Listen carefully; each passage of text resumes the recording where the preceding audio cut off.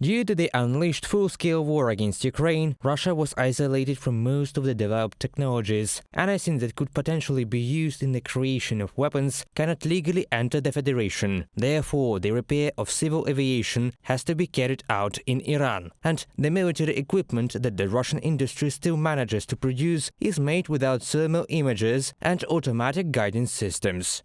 When Ukraine wants weapons, we're talking not only about cartridges, but about serious, not toy, sanctions packages. Because sanctions are also weapons, they have affected the Russian economy. No matter how they manage to pass them, the production of weapons in Russia has slowed down, and this is a fact. We see a shortage of, for example, artillery shells.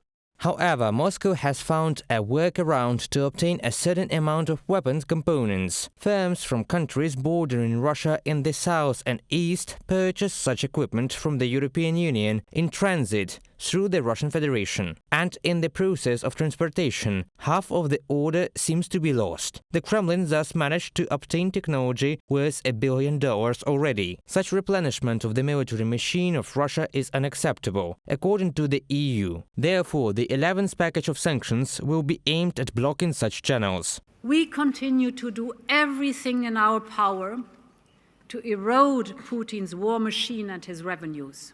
Now, last Friday, the Commission adopted its proposal for the 11th sanctions package. The focus of this package is now on cracking down on circumvention. If we see that goods are going from the European Union to third countries and then end up in Russia, we could propose to the member states to sanction those goods' export.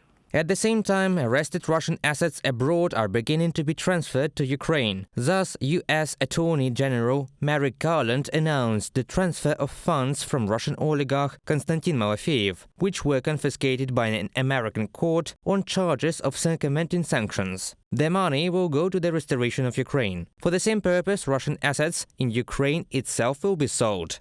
Russian business in some industries was a significant market player. Some say that they had a huge market share, but no one has estimated the exact value of these assets. Our goal is to take it all into state ownership, prepare it and sell it. We want these enterprises to work for the state of Ukraine, for the Ukrainian citizens. Rustem Umerov, head of the State Property Fund of Ukraine, in a commentary to Reuters.